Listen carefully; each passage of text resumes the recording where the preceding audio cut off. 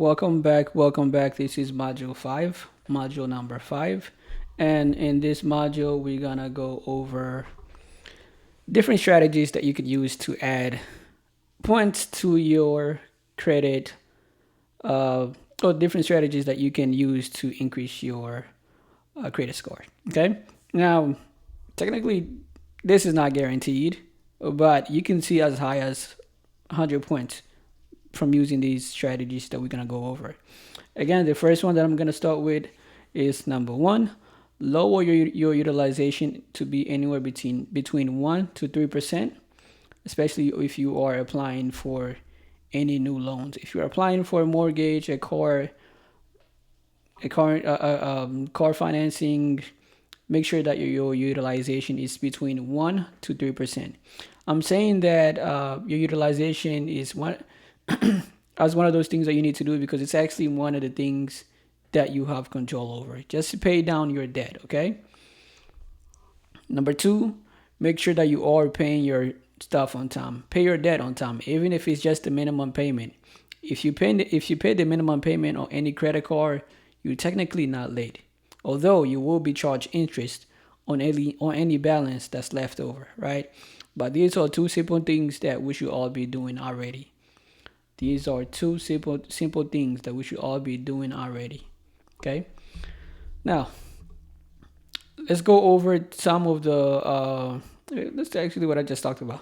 Again, paying your debt on time, making sure that you actually have all of your debt on auto pay, where they just automatically deduct what they need from the debt. Oftentimes, that would just be the minimum payment. Again, it's better to have that safeguard than actually just I don't know missing out on something or missing out when you're actually supposed to pay for that debt. Because one single missed payment can ruin your credit, can literally drop your credit anywhere between 50 to 100 points. Just one missed payment can do that to your credit. Okay, so make sure that you are paying your debt on time. Have a low utilization. Have a low utilization, and do not close any old account if they are a positive account. If you have a positive account that's old, try to keep it on your credit profile as long as possible. Even if it means you just use it here and there, keep a small balance on it so it doesn't close, right? But do not close any credit card that you've had for a long time that can affect your credit points in terms of the average credit age, right? That's an area that can affect your credit. Jesus Christ. I'm having a hard time talking here. Uh, Again, and also when it comes to new credit, stop applying for everything that you see out there. Stop applying for everything that you see out there. Just because you want something doesn't mean you need to be applying for it right away, right? Always be strategic in terms of how you apply for new cars, for new loans. Just be strategic, be mindful about it. Ideally, you should try not to have more than, I want to say, two to be safe, two hard inquiry in a span of 12 months. Right. So in a span of 12 months, try not to have more than two inquiries. If it is a situation where you have to have more inquiries because you are applying for stuff right now, sure, but I'm just letting you know that if you have over three inquiries, that's gonna now impact you harder than having one inquiry would, right? And that's within a span of 12 months, ideally, right? Right.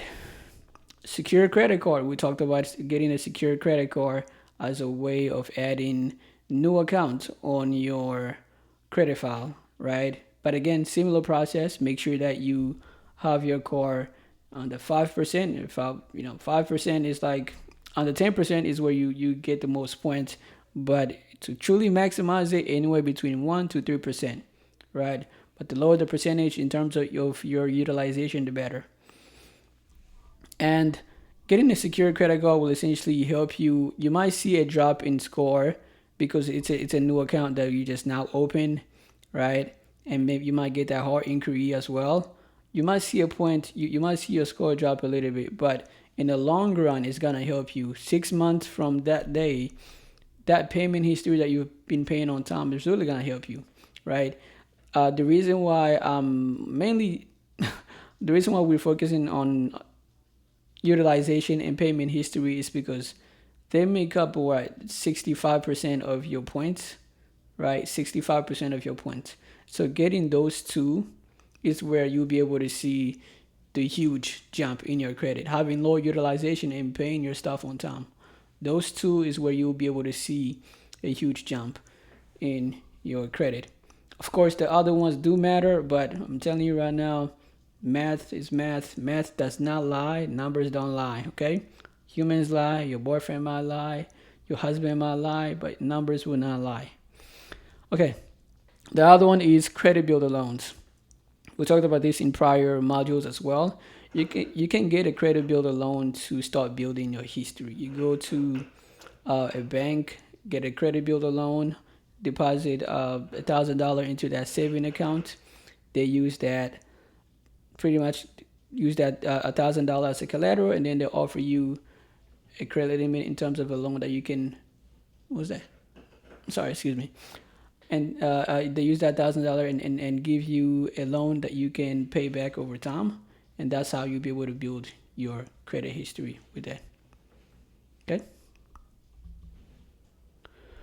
Primary accounts versus authorized user. An authorized user is essentially someone else who adds you on their credit card as an authorized user of that card. That will be reported to your credit report, but it's not the same as a primary account. A primary account or accounts where they're yours. You are responsible for those accounts. Think of being added as an authorized user as pretty much piggybacking off of someone else's hard work. I mean, that's what you're doing, right? Now, it can help you in terms of increasing your score, but when it comes to mortgage underwriters, they'll know that you are just an authorized user, and they prefer to see primary accounts over you just being an authorized user. So that's why it's important to build your own credit from scratch rather than relying on someone else's history and credit. I'm telling you right now, it's the math does not lie. The math is math, and the math makes sense. You can build your own credit score up to 700. You can, right? You can be added as an authorized user, but it will not have the same effect when an underwriter is looking at your application. They're looking at your score. If you don't have any primary accounts on your score, they'll look at you like, what are you doing? So you have no history whatsoever. You're just using someone else's history and claiming that it's yours, right? So they're able to detect whether you've been added as an authorized user. That's why I think primary accounts are actually the most important things to build that out over time. That does not mean you shouldn't be added as an authorized user. You can for now, just to help your score up and make it look nice for now, right? But ideally, in the long run, make sure that you are building your own credit. Utilization. We keep talking about this. We keep talking about this. Utilization and payment history. Those two are important. Okay. Autopay. I talked about it earlier. Make sure that you just set up your stuff on autopay, so you, just in case, you never know, you could forget when you're supposed to pay, but if you have it on autopay, it's automatically deducted, right? All right, this is not really a hack, but it just helps. I'm not gonna go through that. Yeah, so this is something else I wanted to touch on. If you've had your credit card for, let's say, 6 months, you've been paying on time, you can always ask for a increase in limit. It doesn't hurt to ask, right? Especially if you've been paying your time, you've been paying all of your balances every single month. You have low utilization, you've been taking care of that card very well. They might actually increase your balance, and increasing your balance will also lower your what's it called your utilization, because now you have a higher limit that's available, right? Hey, do not stop applying to stuff. I've seen someone the other day who had like 30 inquiries, 30 hard inquiries. Like, what are you doing? What are you doing having 30 hard inquiries? That's a lot. Okay. Now, these are other tools that you can use. Experian has something called Experian Boost, which essentially allows you to report your utility bills, your phone bills, those type of things. It does boost your score because it pretty much boosts the payment history portion of your score. So that kind of help.